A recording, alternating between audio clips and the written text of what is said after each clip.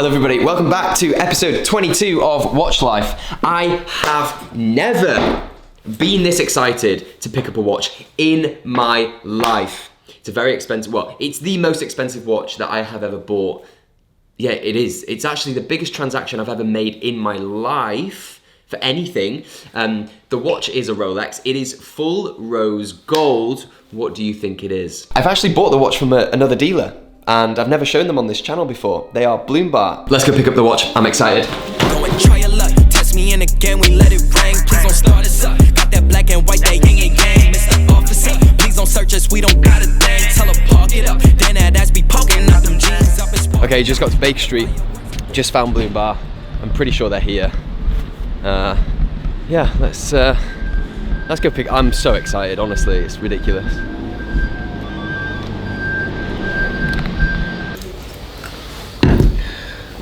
Thank you so much. Okay. It's crazy how popular these watches are recently. You're now in the film as part of the YouTube interview. You're on a YouTube video, sorry. Oh, hello. Oh, sorry, I didn't see you there. So, I am here with Eddie. I'm guessing you're founder, owner of Bloom Bars. I am the indeed. business. Yes, I am. Yes, I'm sure you guys will have heard of Bloom Bar. So, like I said, the reason I'm here is to pick up. So I didn't tell my audience what the watch was. All I said was it's a full rose Rolex. It could have been a few watches, right? Could have been anything. I'm now going to reveal that the watch is a full rose GMT, commonly known as the root beer. And I know you have some thoughts on this watch.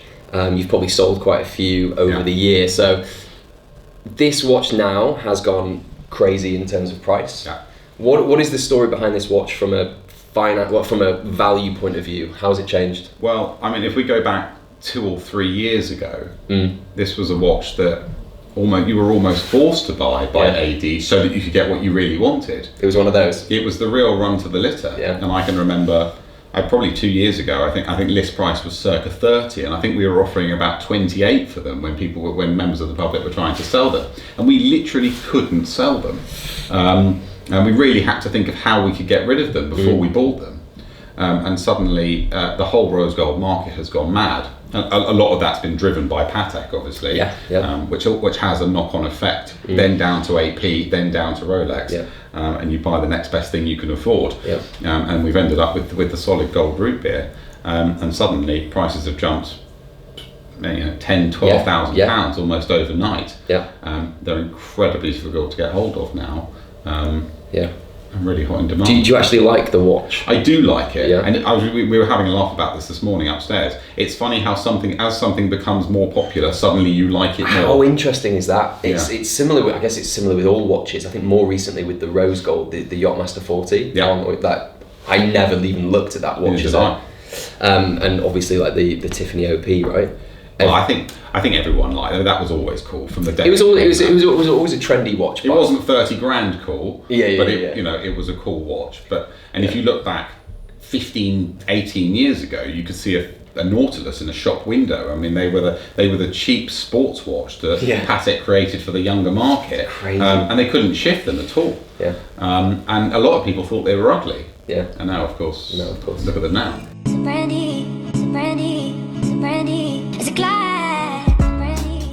Do you want to say a bit about the business, what you do, what you specialise in? Sure. So we established the business in 2012. Really specialising in the main big 3 brands of Patek, Rolex and Audemars Piguet, but we also handle everything from Cartier to IWC, Hublot, Panerai. I mean, really everything. And probably one of the most commonly asked questions by people is, what will this be worth next year? That we can't answer. But what we can do is we spend a lot of time looking at historic growth and guiding people into the right watches that they will do well out of. And some of our buyers want watches that they can wear every day and enjoy. Some people have a lot more money to spend, and they want their money invested in a portfolio, some of which they may never wear, but they want it in the right place. They may want us to store it for them and sell it for them when the time's right. That's interesting. That's something that we handle commonly. So you will have people buy this watch from you at X price, not even see it, touch it, correct, never take it away from here. Correct. They don't want to be burdened with insuring it and storing it and having the right safes and all that kind of thing. Makes sense. Which is something we can do. And when we feel that the time is right to sell it, it might have been discontinued, demand might just be huge, we'll pick up the phone and say, look, we think now's the right time to get out, and we might have something else for you to put the money straight into. That's a really interesting concept that I've never heard being done in the watch market. I don't know if other companies do it. I think some do, most don't. That's really interesting, and it does really compare strongly to trading stocks, cryptocurrency, all that. But the difference being it's a physical asset. But we took the view it's been done with classic cars for many years. Yeah. A lot of people buy vintage cars and they don't have the means to store them and look after them, so they're handled by a third party, and it's pure investment. Yeah. Obviously, it's done with wine and art. Yeah. But watches, when we started to do that, no one was really doing it.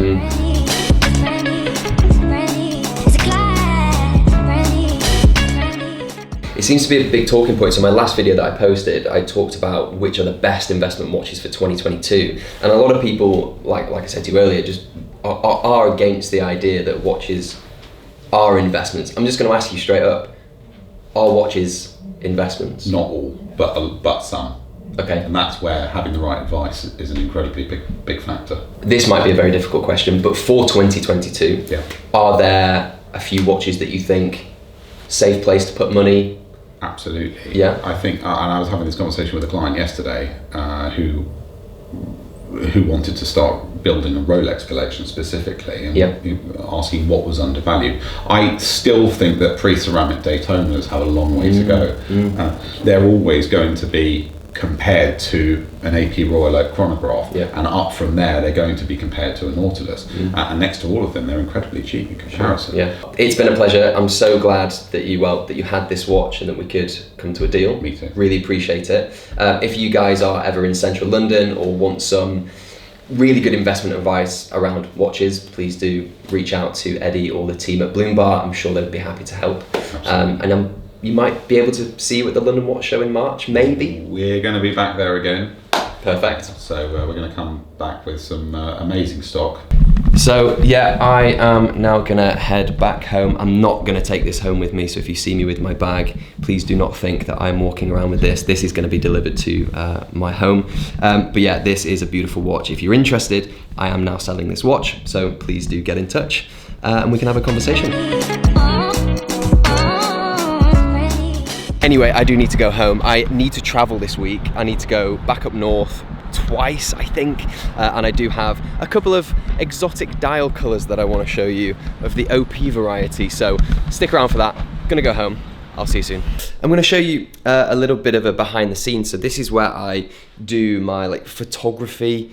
I have to do everything myself, right? I'm a one-man band, so I will literally get out these Rolex books, get a cloth to put the watch on sometimes, whatever that is. Use a ring light. I need a better light, but that is essentially how I do my photography. I use this camera to do my photography as well, and that's how I do all my Instagram photos and also my overlays on my YouTube channel. But anyway, just thought you might be interested to know that. So what I want to do now, I want to show you guys the difference in size between a 36mm and a 41mm Oyster Perpetual. Now I have quite small in-between size wrists, so if you're unsure which size to get for the OP, I'm going to show you now, and I'm going to try give you a bit of help and advice around which size you should get. I'm going to give you 5 seconds to guess the colour of this Oyster Perpetual. What could it be? Both of them are the beautiful yellow colour. Now, like I said, I want to show you, if anyone's interested, the difference in size between these two, okay? Because 36mm is a unisex size. It just is. This fits me so well. The 41mm, and it's got too many links in, but it just fits too big. The OP face it's big. There's not a lot going on to it. It just seems rounder and it seems bigger. It's a very slim watch, but it just looks a bit too big on my wrist. 36 is absolutely perfect. Let me do a side-by-side comparison just to show you the difference in size. And to be honest, there might not look like there's much in it, but there is definitely a difference when you wear these watches on your wrist. So here is a side-by-side comparison of the watches.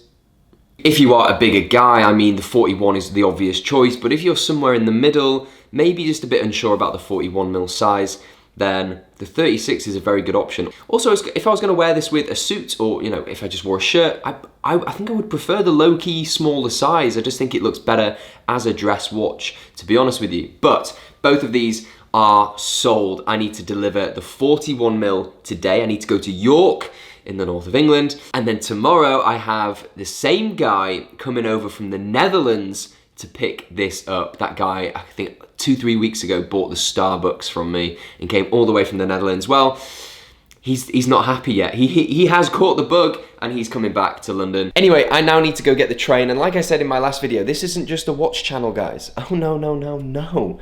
This is a train and watch channel. The amount of train content I'm giving you guys, I'm hoping you appreciate it. Yeah, I know, bad joke. Okay, I'm gonna go.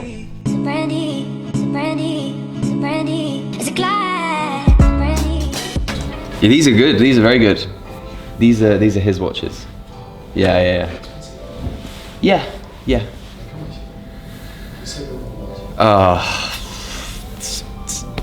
A lot of zeros, yeah.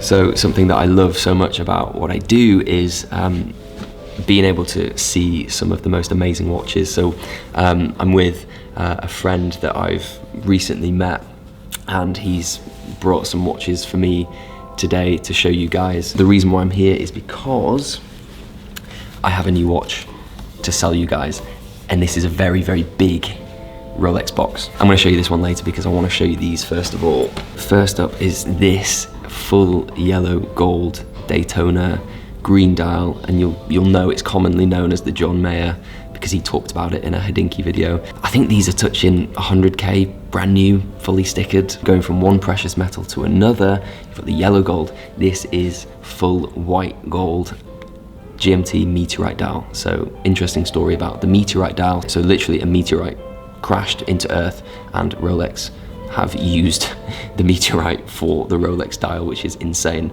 And I think there's only a finite amount of the meteorite, so once it's gone, there'll be no more. And then also this Vacheron is absolutely wonderful. Like, I love how you can just unclip the bracelet and how easily it is to adjust the link to make it bigger or smaller. Absolutely amazing. The dial for me on the Vacheron is just so nice. Also, I need to show you this. I'm gonna give you a clue. It's precious metal, it's full yellow gold, and it has diamonds. So look, all right, don't hate me guys, but a few videos ago, I said that I would never sell a Tiffany OP41. I did say that. I said I'd feel really bad. However, this is a business. I'm trying to justify why I'm now selling one, but I'm selling one. So if you're interested, I now have a Tiffany OP41. Very popular watch, amazing watch. Contact me if you wanna buy it. I do feel quite guilty. Based on what I said, nearly got run over. Probably deserve it for this. But yeah, let me know, DM me on Instagram if you're interested, _watchlife. I do feel bad for this one. I feel like a massive hypocrite. The thing is though, my saving grace here is I'm not gonna rip people off. This is probably the cheapest in the world, so hit me up, all right. Okay, so OP acquired. I'm now in Mayfair, Berkeley Square, if you guys know where that is in London, near Green Park Station. So I'm not picking up another watch, but so I've spoken to a dealer on Instagram based in London, and he was just like, look, I've got this RM, I've sold it, but like come and look at it because it's amazing. So I was like, fine, yeah, I'll come and have a look. And to be fair, it's a nice RM. I really want to show it to you. God knows how much this sold for. I will ask him if he tells me. I'm sure he will. The thing is as well, like, I'm starting to buy like more expensive watches, but then this is just like, this reminds me of how far I have to go in the watch dealing world. But one day, I'll get there one day. I'll buy and sell an RM one day. But yeah, I'm gonna head to their office space right now and check out this RM. It's probably the lightest watch I've ever felt in my entire life. It really is. How light is it? What was the weight? 32 grams. 32 grams. And literally, when you put it on, it really is like there's no watch on your wrist. And it actually looks really cool. I think out of all of the RMs that I've seen and tried on, I think this is probably my favorite. Yeah. Love it, absolutely love it. This is, yeah, it's a 2021, it's brand new, it's not been worn absolutely unreal. It's an amazing watch. Do you guys specialise in RM mainly, Patek? Trying to get into the higher end market. Okay. Get more RMs into stock. Okay, well I'm not at that point yet. So if you are after an RM, these guys, I'll put a link in the description. These guys are the go-to people. Really, really nice. They've given me a nice cup of water. So hospitality here is top notch. It really is. No, I'm joking. There's champagne if you want champagne. But yeah, awesome watch. This has been sold, but if you do want an RM, I'm sure these guys will be able to source you one. What would you say? 250, 270k? Between 250 to 270,000 pounds. Pounds, yeah. I mean, I just looked before on Chrono. There was one for about 300k. Whether they go for 300k, like, is a different story. But yeah, probably 250 to 300. Great investment piece as well. Exactly. If you've got $250,000 you want to put in a watch, there's probably no better watch than an RM or a Patek probably at the moment. So yeah, really, really interesting. Thanks guys for the invite. Thank you for coming down. And yeah, I'll see you soon.